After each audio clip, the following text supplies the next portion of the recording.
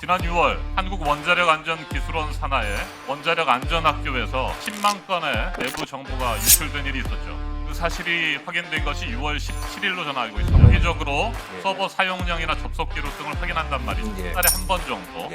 근데 우연치 않게 6월 16일, 17일 정도에 그 사실을 발견하고 10만 건 정도의 내부 자료가 다운로드된 것을 확인한 거죠. 그리고 이제 16일 이상 징후 발견한 후에 17일 날 그 당사자의 PC를 뜯어서 하드디스크가 없어진 것을 바로 확인하고 그렇습니다. 제가 그래서 이 컴퓨터 본체를 가지고 왔습니다. 아까 말씀드렸던 물리적 망 분리로도 막을 수 없는 내부 정보 유출 방법은 이 컴퓨터 본체를 제가 가져온 것처럼 그냥 뜯어가지고 가는 방법이 들고 가면 됩니다. 그런데 들고 가면 걸리기 쉽겠죠. 갑자기 컴퓨터 본체가 없어졌으니까 모니터만 있으면 발견하기 쉬울 겁니다. 그래서 이번에 데이터를 내려받고 내부 유출 사람은 어떻게 했느냐, 안에 있는 하드디스크를 분리했습니다. 그리고 이렇게 손바닥만한 하드디스크를 빼낸 거 맞죠?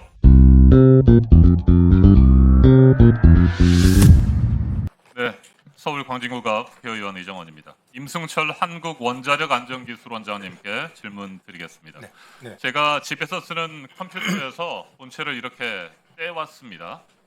이 컴퓨터 안에는 굉장히 많은 정보와 자료 데이터들이 담겨 있겠죠. 네. 특히 한국원자력안전기술원과 같은 공공기관, 특히 안전 문제나 기술 문제를 다루는 기관의 컴퓨터 안에는 민감한 내부 정보나 기술 데이터들이 담겨 있을 겁니다.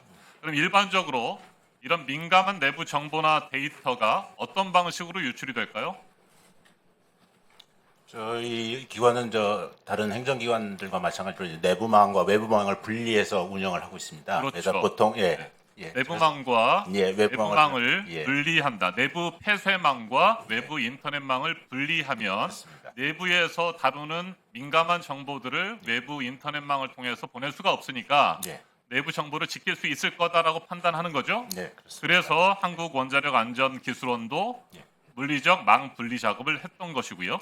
네, 한국원자력안전원 산하 다른 기관들도 다 마찬가지일 겁니다. 안전위원회. 자, 그런데 기본적으로 이제 외부 침입자가 들어와서 정보를 빼가려고 하면 해킹의 방법이 있겠죠. 뭐 가장 기본적으로 일반인들에게도 해킹을 할 때 이메일이나 메신저로 위장 링크를 보내서 클릭을 하면 정보가 빠져나가게 하거나 아니면 랜섬웨어 같은 악성 코드를 심거나 이런 방법인데 말씀하신 것처럼 물리적 망 분리를 하면 막을 수 있을 겁니다. 그런데 내부자가 외부자와 공모를 해서 중요한 내부 기밀을 빼내려고 한다고 한다면 어떻게 막을 수 있습니까? 자, 지금부터 제가 본격적인 질문을 드립니다. 지난 6월 한국원자력안전기술원 산하의 원자력안전학교에서 10만 건의 내부 정보가 유출된 일이 있었죠. 네, 그렇습니다. 그 사실이 확인된 것이 6월 17일로 저는 알고 있습니다. 맞습니까? 그 퇴직 예정자가 6월 11일 날 밤 9시에 본인 휴가 상태였음에도 불구하고 본인 사무실로 와서 그 내부망에 있던 자료를 본인 컴퓨터의 하드디스크에 그걸 언제 발견했습니까? 16일 날 이상 징후를 발견을 하고 어떻게 발견한 거죠? 그 다운로드 내역을 주기적으로 검사를 하고 있습니다. 내부망에서 얼마나 한 번씩 정기적으로 검사를 합니까? 뭐 월간 정기 점검은 하고 있고요. 한 달에 한 번 정도씩 합니까? 예, 정기적으로 예. 서버 사용량이나 접속 기록 등을 확인한단 말이죠. 예. 한 달에 한 번 정도. 근데 우연치 않게 6월 16일, 17일 정도에 그 사실을 발견하고 10만 건 정도의 내부 자료가 다운로드된 것을 확인한 거죠. 그리고 이제 17일 날 그 16일 이상 징후 발견한 후에 17일 날 그 당사자의 PC를 뜯어서 하드디스크가 없어진 것을 바로 확인하고 그렇습니다. 제가 그래서 이 컴퓨터 본체를 가지고 왔습니다. 아까 말씀드렸던 물리적 망 분리로도 막을 수 없는 내부 정보 유출 방법은 이 컴퓨터 본체를 제가 가져온 것처럼 그냥 뜯어가지고 가는 방법이 있겠죠. 들고 가면 됩니다. 그런데 들고 가면 걸리기 쉽겠죠. 갑자기 컴퓨터 본체가 없어졌으니까 모니터만 있으면 발견하기 쉬울 겁니다. 그래서 이번에 데이터를 내려받고 외부 유출 사람은 어떻게 했느냐. 이 본체 뚜껑을 열고 안에 있는 하드디스크를 분리했습니다. 그리고 이렇게 손바닥만한 하드디스크를 빼낸 거 맞죠? 네. 도대체 민간 기관이나 일반 기업에서도 우리가 출입을 할 때 심지어는 휴대전화에 카메라를 가리거나 휴대전화를 맡기고 들어간다거나 그렇게 합니다. 근데 원자력 안전원 그리고 원자력 안전학교에서는 도대체 보안 검사를 어떻게 한 겁니까? 자산 관리 그리고 보안 시스템에 커다란 구멍이 뚫린 것 아니겠습니까? 답변해 보십시오. 저희가 다루는 정보는 뭐 민감한 자료도 있습니다만 학교에서는 됐습니다. 면허 시험 관리라든가. 자, 그건 제가 물어보겠습니다. 이 손바닥만한 하드디스크가 유출되고 일주일가량 몰랐습니다. 그러면 이 하드디스크 안에 10만 건이 어떤 자료들이 있었습니까?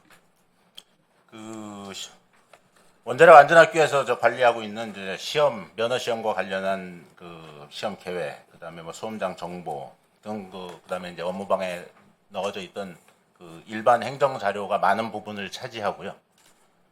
시험 관리. 네, 제가 설명드리겠습니다. 제가 설명드릴게요. 국제원자력안전학교는 한국원자력안전기술원이 2004년에 설립했습니다.